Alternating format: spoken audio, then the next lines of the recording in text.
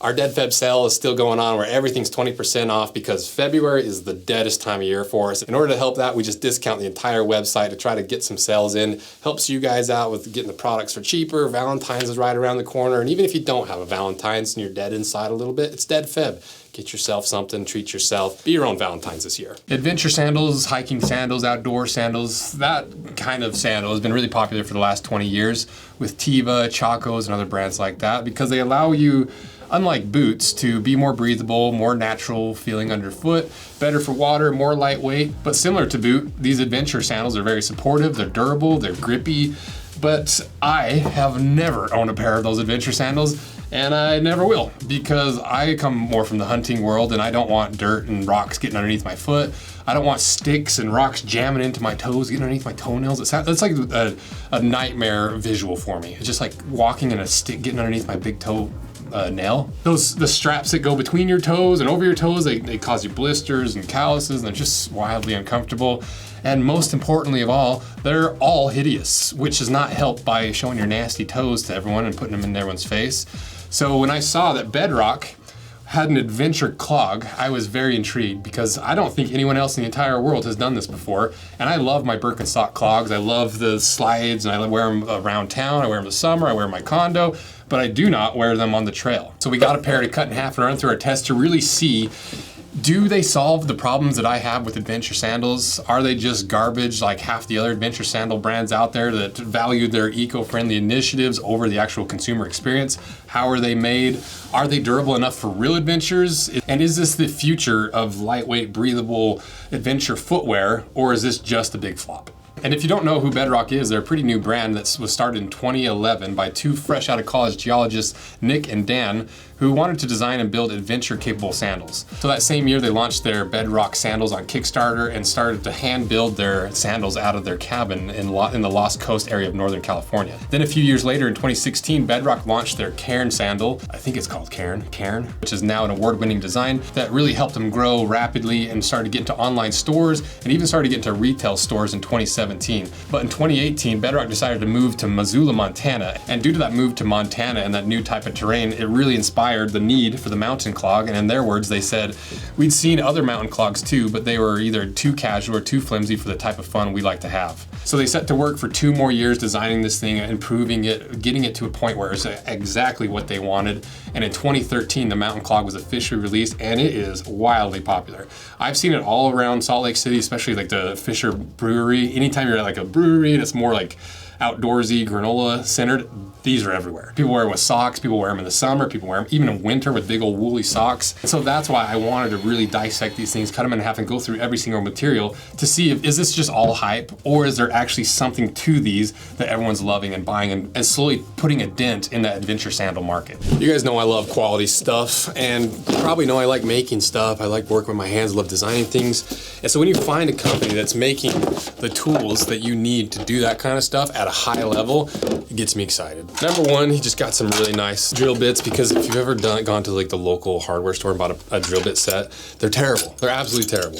And the thing that I like about these ones is they're high quality, multi-purpose bits. So they look like concrete bits, but you can use them on anything from wood, masonry, metal, glass and tile, plastic, and hardened steel, because they're actually quality. They also have these really heavy duty cutting wheels. The blade has 46 grit diamond applied to the surface and to the edge, which means you can cut and grind with the same wheel. This is a classic thing we talk about with boots. It's like, do you want to buy the cheap stuff you're gonna have to replace over and over and over, or do you want to invest in higher quality materials and higher quality construction techniques and components so that you're investing in the tools you use and replacing them less often and having cleaner cuts, better efficiency. So if you want to upgrade your toolbox or just invest in higher quality tools, now's the time to do it. So go to Bad Dog Tools and use my code ROSE7 to save 20% off your purchase. Whether you're DIY or a pro, or either way, these tools are gonna save you a lot of time, frustration, and money in the long run. So don't forget to use that code, and thanks again to Bad Dog for sponsoring this video. Well, what are these sandals? Well, the brand is Bedrock Sandals. The style is the Mountain Clog. They weigh 12.7 ounces. They retail for $175. There's some that are like $165 and a few different materials. Some are lined, some are not. This is the only fully unlined with nice thick black leather with this color. Then they have some synthetic ones as well, and the prices kind of vary. They're made in South Korea, and the way they position this product is built for adventure. Like we always do, our Mountain Clog is an all-new way to free your feet. The premium one-piece oiled eco nubuck leather upper keeps things classy on the trail and around town, while our adjustable 3-point strap system with extra sticky Vibram Mega Grip outsole lets you go hard in the great outdoors. Pair them with socks and you've got a fresh way to turn Sandal off-season on. Premium quality. We spent years sourcing the best materials in the world so you can spend maximum time enjoying the outdoors. And if you do want a pair of these, check them out via link in my description. So now let's start looking at the materials and see how good they actually are. Because like I said, sometimes with these like sandal brands, especially adventure sandal brands, are so close to the eco-friendly stuff that sometimes it destroys the actual product that they're trying to make more eco-friendly, turning it less eco-friendly than if they actually just had premium materials. So what kind of leather is this? Well, like they said, it's an oiled nubuck and it's tanned with the water-saving dry tan process. So my question is, did that make the leather inferior? Is it going to be softer? Is it going to be weaker? Is it going to split easier? Is it not going to give you all the value you want in a actual high quality leather for outdoor use? Well, looking at the thickness, it's right around 2 millimeters thick, so a pretty good thickness. That's what you see in most sneakers. You see 1.5. Most work boots you see 2 to 2.5. So it's a nice thick leather. It's a nubuck leather. You can see that microfiber kind of texture to it that you only get from sanding down that grain a little bit. But you can look at the cross section and see there's still plenty of that structural grain that really structures all these really loose but strong suede looking fibers. We did the burn test on it, performed really well because it's a really oil infused and conditioned nubuck, so it takes a lot longer to burn. So that to me tells me that it's going to be a very maintenance free leather, because that's essentially what long-term use of leather does, is slowly dry it out in the same way that a flame does. But for an outdoor sandal, having a almost self-conditioning leather is really smart. We did the puncture test on it, did really well at 100 pounds. And so did that dry tan process ruin this leather? No, it seems like it did just fine. You know, I don't see any issues with it at all. And so this is that sweet spot to me. You can still roll in eco-friendly and environmentally friendly ways to produce high-quality products without ruining the product. Case in point, the dry tan leather they use. But what about the inside? Well, like I said, some of them, like these green pairs and I think the purple pairs, they are lined with more of a jersey type lining, whereas the tan pairs are fully unlined, which I love because, you know, fabric's gonna smell more, it's gonna be softer, it's gonna be more comfortable, but it's gonna absorb your sweat more, but it's gonna stink more, it's gonna be less durable, versus the full leather pair, it's not gonna absorb your sweat as much, so it's gonna be a little bit more like swampy in there. It's gonna take more breaking in, it's gonna be a little bit tougher on your toes when you're first getting it broken in, but it is gonna be more durable because you're gonna have to wear through the entire bit of leather to wear out the lining, unlike a thinner lining. It's gonna be a little bit more rugged because it's a thicker leather, and this is a grain leather, whereas these suedes are more of a true suede. And so for me, this is the perfect option. This is still do fine. It's still, you know, fine enough. The tan is where it's at. But if you look at the inside, you know, there's no removable insole. It's a permanent foam insole. It's allegedly around 5 millimeters thick and a 30 Shore A, which makes sense because, you know, for an adventure sandal where you're gonna be in water and you're gonna be sweating and all this stuff, you don't want foam in there, like open cell foam, like a insole, and you don't want it removable. You want it secured in there and watertight. And at 30 Shore A, it's a nice soft squish, but keep in mind too, like, this foam is going to take a little bit longer to compress down and shape to your foot compared to leather or some other materials or softer foams.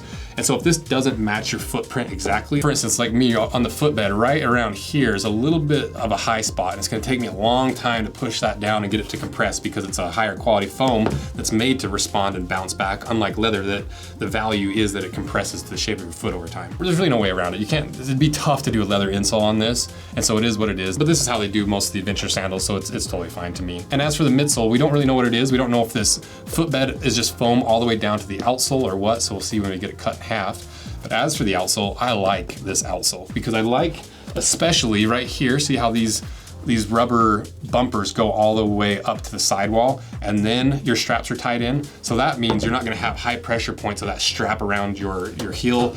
It's going to structure it more. It's gonna be more durable because it's sewn higher on the shoe, so you're gonna get less wear. And I think that strap even wraps underneath the shoe as well. So we'll see that when we get cut in half. And this outsole is a Vibram outsole, and Vibram's one of the top names in the industry. When you see the Vibram logo, you know it's something you can trust. This is their exclusive rubber Vibram Mega Grip outsole, and allegedly, they took an outsole and they just took a razor blade and cut it up to make it more angular, more grippy, to design this outsole with Vibram, which is a cool way of doing it. So this really uneven pattern and unrepeating pattern makes it really grippy, and it's gonna be pretty durable because it's right around 60 to 65 Short A, so not quite as hard as like a 75 Short A hard work outsole, but not nearly as soft as like the 50s down to the 30s soft outsoles. So you're gonna get durability, you're gonna get grip. For an adventure sandal, being 5 or 6 millimeters thick, pretty good. And one thing I especially like about it is right here at the toe, there's a toe bumper over top of the other toe bumper, and it's sewn on. And you can see the sewing through the bottom here, or through the inside. And so that is sewn on. It's gonna prevent delamination, make it more durable. And this other bumper is an actual double layer, because I can feel this leather on the inside going all the way down to the bottom of the shoe. So you actually get a double layer in like a clog, which half the other brands that have toe caps don't even have real toe caps. And as for the construction, I think it's just a cemented construction. I see some glue on the sides here, and I don't think it's direct injected. And I wonder if this outsole is actually the same outsole they use on their sandals. They just use it in a different way. But one of the coolest things about this sandal, and why it makes such a difference and why it can actually be an adventure pair of clogs, is the strap system that they have. And this is something that I really liked in the sandals when we reviewed them for the sandal video, because you have these micro adjustment, like almost daisy chain hooks that you can make these permanent adjustments up to like, what is this, like 6 or 7 inches worth of adjustments around the heel, a sliding buckle strap at the instep. You've got adjustment holes of what, like 5 inches on the instep. It works well in terms of comfort, in ease of adjustment, in durability, because it's double layered up, plus that daisy chained strap on top. The actual hook itself is metal. I think it's aluminum because the magnet doesn't stick to it. And so pretty impressive. You know, it is a tank of a clog. And that strap in this system is what allows it to act like an adventure sandal compared to any other pair of clogs. But that doesn't mean it's mountain ready. So we wanted to run all of our tests on it, including strap pull test. And just to give you some context, this is the results from our sandal series and how many pounds it took to pull out these, anywhere from 300 pounds down to like 20 pounds for the Amazon knockoffs. And for these, the back strap did not fail at all. We pulled through the actual foam well before we broke the straps, and that's because it's double layered. It's actually triple layered up and metal buckles and everything. Then we did the instep strap that it failed right at this little string. It took 148 pounds to break this little teeny string, and this little aluminum hook took 242 pounds. So unless you're really cranking on these things, I would not expect this to fail anytime soon. And as for the comfort test, we did the ball drop test, bounced up just under 11 inches, right in the middle of all of our tests. The bar drop test bounced up 3 3/4 inches. And we even did the puncture test on it. It took 73 pounds to puncture through. So not the most amazing score for a puncture test, but hopefully you're not walking on nails in these anytime soon. And that's enough for me to feel comfortable not worrying about standing on sharp rocks and splitting the outsole. But we don't really know how it's all structured on the inside, if the strap's underneath, if there's multiple layers throughout the sole, or if it's just one big layer of foam, and if there's anything sneaky hiding on the inside. So let's cut them in half.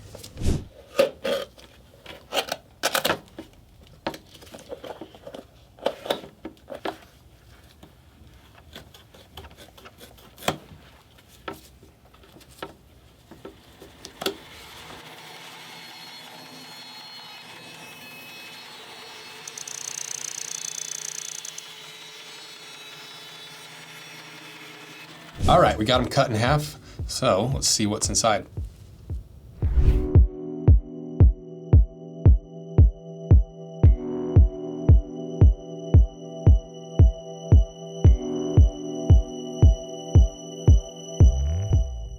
So there is more than just that insole layer, because you've got the insole foam that's about 5 millimeters and 55 Short A. Then you've got 1 millimeter of elasting board, which is gonna help give it some rigidity, and it's probably an important part of the construction process, so you're not just gluing foam to foam, you've got an actual material. Then underneath that elasting board, you have another 5 millimeters of foam, but it's a harder foam. It comes in at 55 Short A. And then you've got that Vibram outsole that's around 65 Short A. So it gets progressively harder as you go down. You want the softest foam right underneath your foot, because your foot compresses that foam, giving those divots as you're wearing them, which distributes the weight of your feet along a larger surface area. And that's part of why foam's so comfortable, and including the impact resistance and the squish you get in every step. And you can see for sure now that stitching is real. You can see these straps do wrap all the way underneath the insole. And I'm probably is tied into that lasting board actually. And then you can see the construction is more similar to your cemented work boots, where this upper is tucked underneath and it's sandwiched between those layers, which makes it really strong, because in order for that upper to fail, you'd have to pull it through all those layers to get it to come apart. And another thing that's surprising is this toe bumper is like 2 or 3 millimeters thick, just this one that's overlaid on top of the leather. And so at the toe, you have like 8 millimeters of material, including this little bumper. But did they solve the problems I have with adventure sandals where I don't want dirt and rocks under my foot? It's gonna help, but you're still gonna get stuff on the inside. And the problem with this kind of clog is it's gonna get stuck in your forefoot, and in order to get that out, you can't shake it out. You're gonna have to take your shoe off and shake it out.